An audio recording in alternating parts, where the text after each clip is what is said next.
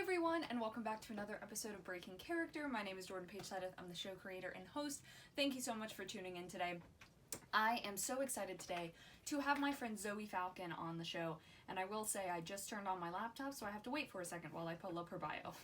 ZOE is a recent graduate of Decatur High School. She's a film enthusiast and has been in a handful of student films, mostly through her favorite summer camp, Camp Flicks. She's been in a number of different theater productions, with her favorite being Onstage Atlanta's production of Frozen Jr., where she played Elsa. ZOE is also an avid nerd, which she expresses through making cosplays. So without further ado, let's head to Zoom. Hey everyone, I am so excited to be here today with ZOE FALCON. ZOE, how are you? What's going on? I'm tired because um so I'm in a play right now. I know I mentioned it in the vlogs. But I'm in this production of Willy Wonka, which is I think it's going good, and then I get out of rehearsals and then I'm complaining about things, Oh so no. um I yeah, just late nights, and then I work at a restaurant that's only open at night, so I'm Oh, I'm yeah, tired. I So bet. I bet. Well, thank you for being here for our interview today. I know it's mhm. it's 9:15 in the morning, so it's I don't this is a normal time for me to get up anyway. okay. I Well, I'm don't glad think I it. didn't have you get up at an insane time. Is that And here's a oh, cat. hello cat. Hello I'm cat. sitting on my floor today because I don't have my ring light back set up, and I just would have looked very dark and it would not have looked good. So I'm sitting on my That's floor. fair. But That's let's fair. start this off with a game of two truths and a lie. So I'm going to attempt to guess which one the lie is that you tell me. So Okay. whenever you're ready. Um, okay. I met Julie Andrews when I was 5. Um, I have 2 former service dogs. I like birds. Okay. Hmm. Okay. Well, I know the second one is true because the vlogs, but I'm gonna guess that the third one is the lie and that you don't like birds. I I had a bad experience with an ostrich when I was 6. Oh no. We were doing one of those like drive-through safari things that they have in Florida, Mm-hmm. and this ostrich comes up to the car, is like, "Oh, cool, it's an ostrich." And it gets this demonic look in its eyes and it starts pecking the window. And I've had this grudge against like those large birds since then. And then I learned about like cassowaries are crazy scary, and then there's the emu war.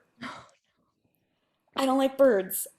You know what? That's fair. But But meeting Julie Andrews when you were 5 sounds awesome. that was, yeah, it was she does these children's books with her Hmm. daughter, Very Fairy Princess. And when the first one came out,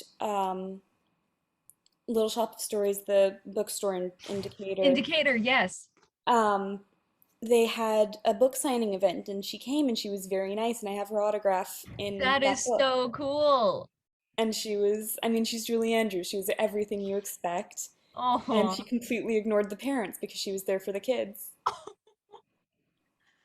dang. Well, that is awesome. All right, so moving into our question. So I loved hearing about all of your cosplay and costume creation in your vlog. So how did you get into sewing and creating costumes? Um, I actually started, so big nerd.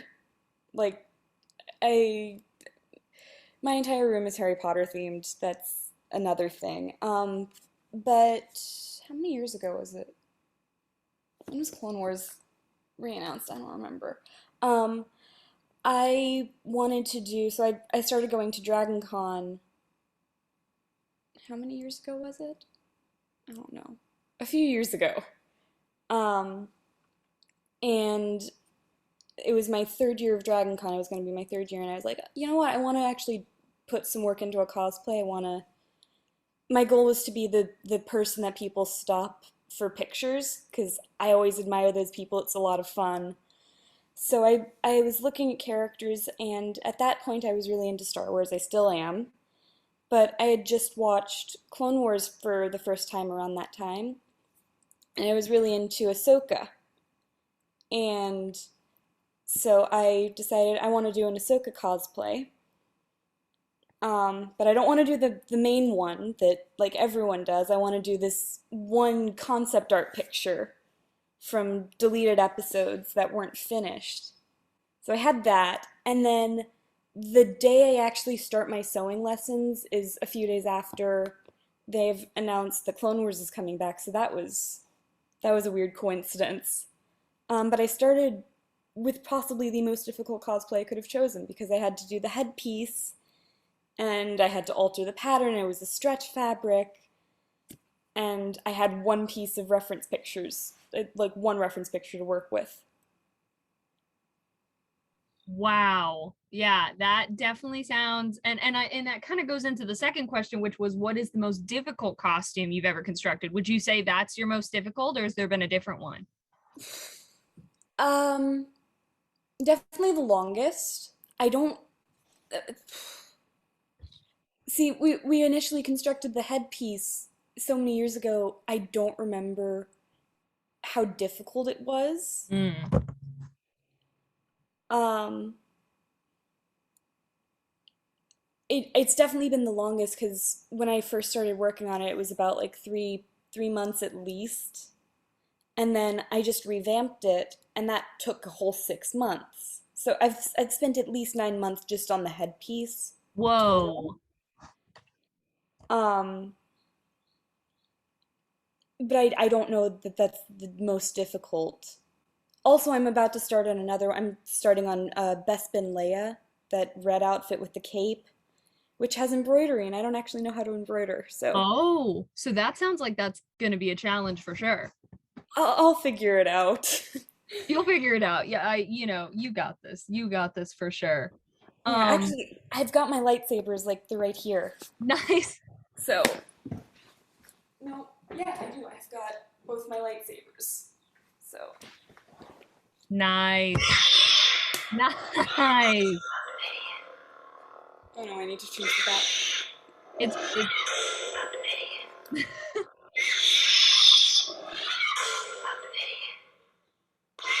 Okay, stop doing that. Stop doing that. Okay. I need to fix the batteries in one of them. Sorry, that was well, loud. no, you're good. So here's my wild card question for you. What Okay. is the next place on your travel bucket list and why? Um, that's split. New Zealand, because they actually have things together. Oh, yeah, And also, yeah. The Hobbit and Lord of the Rings were filmed there, so Oh, yeah, yeah, that would be cool to visit. I want to see Hobbiton. I want to, like, all of that. I want to see that giant, they've got a giant golem in the airport at New Oh, Zealand that was put up for the first Hobbit movie in 2012. oh, wow. And it's just that it's like this giant golem head and arm, and he's reaching for a fish. And it's this permanent art installation. I want to see that. That sounds really cool. Um, Um, but I also want to go back to Scotland.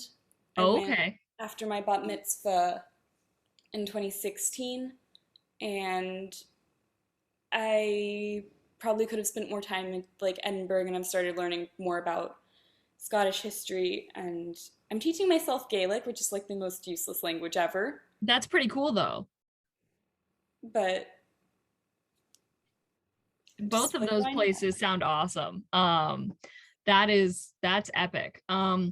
So now it's time to move on to memory association. I've got my random word generator pulled up here on my Uh-oh. phone.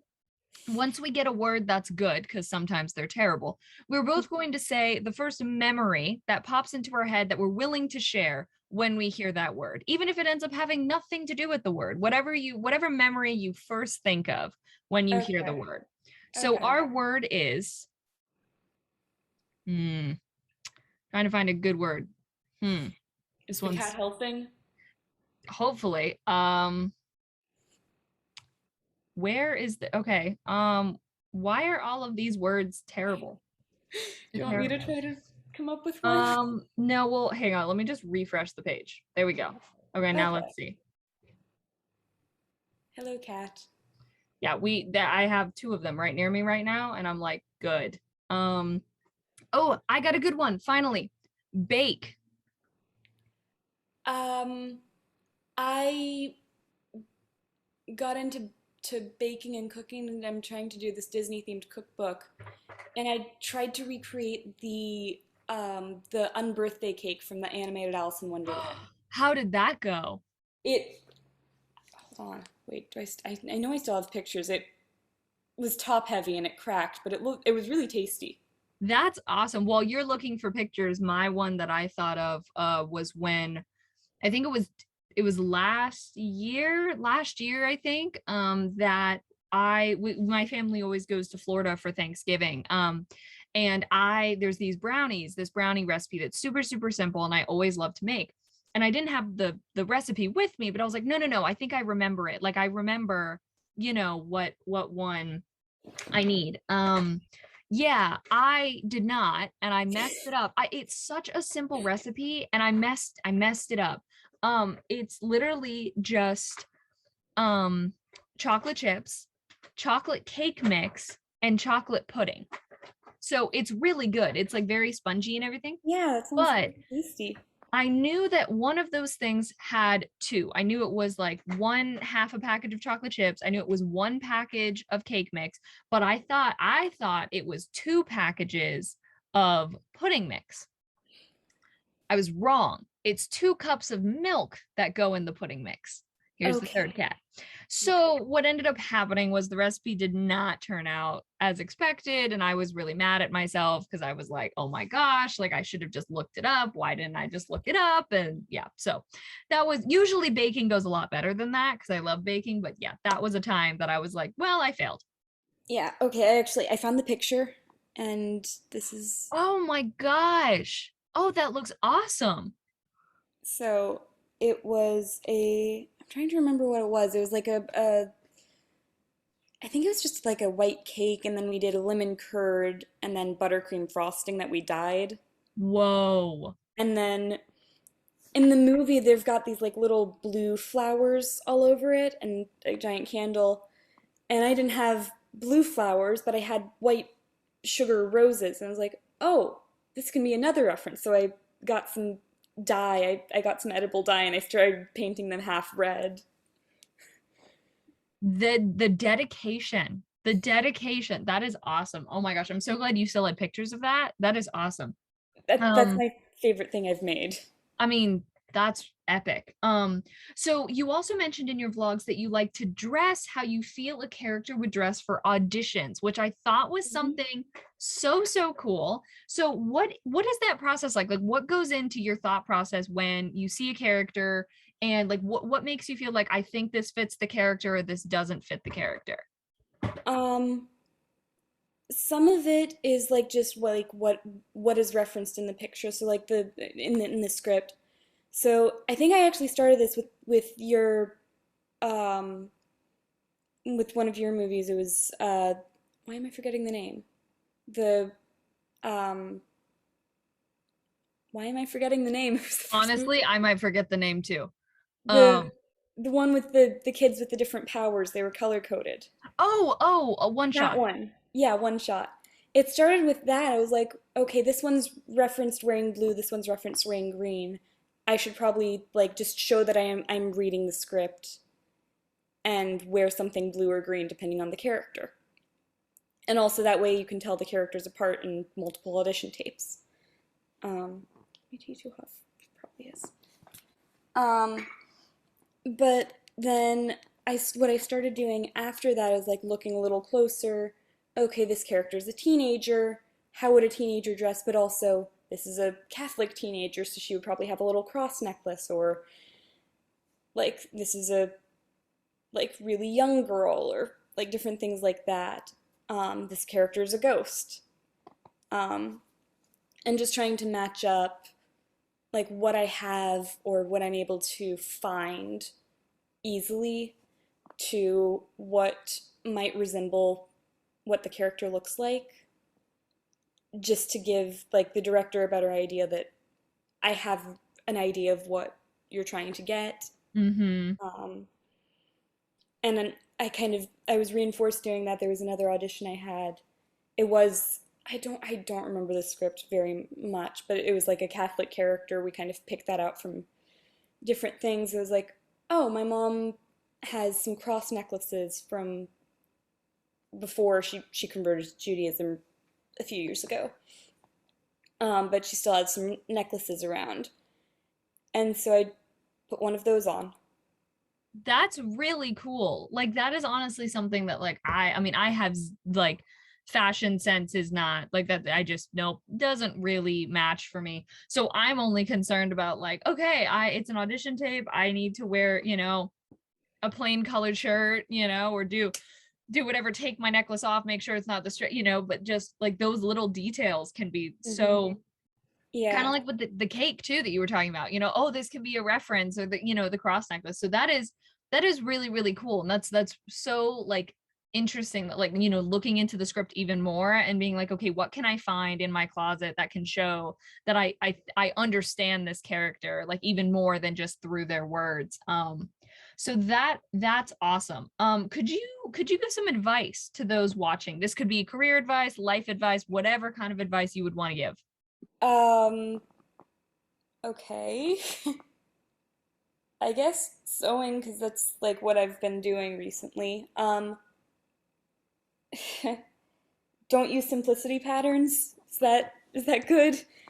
Um, I'm I sure that's helpful for people who do so. Yes. yeah, no, if you have to use patterns, I really do not advise using simplicity unless you absolutely have to because they have no logic.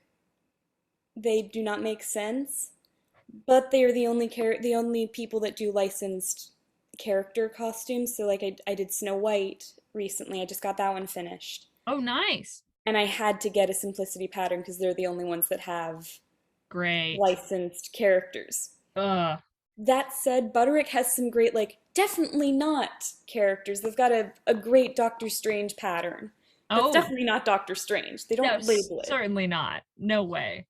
They've also got a definitely not Elsa and Anna set. They've got a definitely not Kylo Ren, like different things like that that are like you know what it is, but it's It were not supposed to be. it reminds me of the bootlegs on YouTube slime tutorial of Frozen slime tutorial, definitely not the show. There was one that I saw for Anastasia. It was like uh, from Russia or from Moscow to Paris with singing. From Moscow to Paris with singing.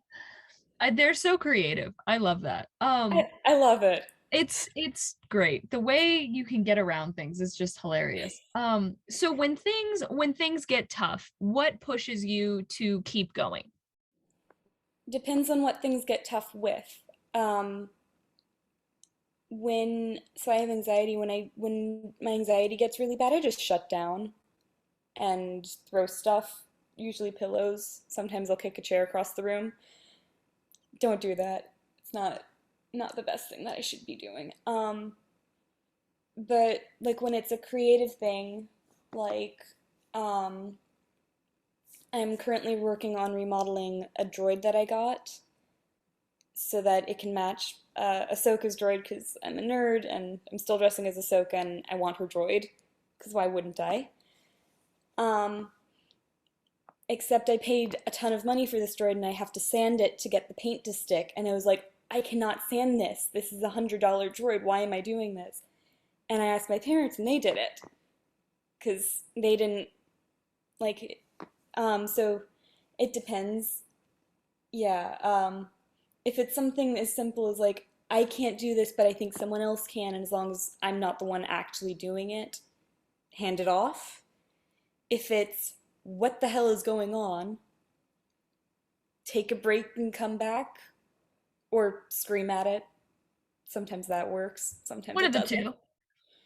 Usually screaming at it doesn't work, but it can make you feel better in the moment, and then you realize you need to step away. So you throw things across the room to step away. Or that might just be me. Get some distance. Gotta put some physical things in the way so you Yeah, can put get some put distance. distance between you and the thing. And then you Um, come back. yeah, and just like whenever you need to come back. Because the other thing I really like to do, I paint pottery for like I do mugs and stuff for my friends, for my family. Um, And there was a mug that I started on in May. And I was like, you know what? I'm really not feeling this. It was kind of chilly. Like I was not wanting to do it. Actually, I don't think it was cold. I think it was really hot because it was May in Georgia. Um, and I just came back and finished it, and I was like, you know what? This actually looks really good. And I mean, I had gotten the base colors, I got the drawing done, Mm-hmm. and then I was like, I don't really want to do this right now. Yeah, but And I then you came came back. back when you were ready, and then it was, Happened to be like 3 months later, but I sometimes it got it happens. done. I You got it know. done. It's a Christmas present now. So, Exactly. It all works out. And then lastly, where can people follow you or keep up with what you're doing? so I really don't do social media. Um, I have an Instagram, but I really use it to follow other people. Um, and I, um, again, like I have a Facebook, but I'm in a few different cosplay groups, like two are like helpline cosplay groups, because having people that know what they're doing is nice. And then I'm also in this volunteer group, and so I'm in a private group for that. But like I don't actually do a whole lot on the internet. That's okay. That's all good. Hey, sometimes social media can be way too much. So I admire you for being able, for just being like, I'm not really gonna do that at all. Yeah. Um, Um, I have a writing account on Storybird, okay. but I haven't updated that in a while. Like in a few months. I just haven't been motivated to write. Come back to it when you're ready, as we said. Yep, come back to it when I'm ready, which is usually I have this one, like the one that I update the most on that is this like set of giant angsty complainy essays of, oh, my teacher was ignoring me today and it made me feel really like it made me, it hurt my feelings, or ooh, this is creepy going into town right after like this. I wrote one piece right after the pandemic started. I was like, this is really creepy. Where is everyone? This town, like, you can never find parking. Why can I find parking? That's not right. Yeah. Well, awesome. Well, thank you so much for being on the show. It was I had so much fun talking to you. And yeah, I can't wait for everyone to see this when it goes It up. was, yeah, it was really great to talk to you too. Of course, I'm gonna click stop on the recording and we are going to head out of Zoom. Thank you all so much again for watching. I really hope you enjoyed. If you did, you can check out the description box below to see all of Zoe and I's social media. You can subscribe, you can like this video if you feel like it. And if you yourself are a creative and you're interested in being on the show, you can check out the link that's in the description to figure out how to submit yourself. Next week, I am super excited to have someone on the show that I don't know who that is, because I forgot to look at that. One second. So next week on the show, we are actually having a break again because the person who I reached out to didn't get back to me, and I wasn't able to reach out to someone else in time, so next week will be a break. And then after that, we should have Joshua Sierra Delgado on the show. He is a musician. Very, very excited to have him on. I apologize that this video was a little dark. I don't have my ring light set up yet since I let a friend borrow it for a production, so that's why it's dark. And you may notice that a few weeks, like next week, we won't have a guest. Communication can be difficult sometimes, and sometimes I reach out to people who've submitted for the show and they don't get back to me in time, or they don't get back to me at all. So instead of stressing and freaking out and trying to find someone to fill that spot really, really quickly, and not giving them a lot of time to do that, I just choose to let that week kind of be empty. So that may happen a few times coming up, but thank you so much again for watching, and we will see you 2 Tuesdays from now.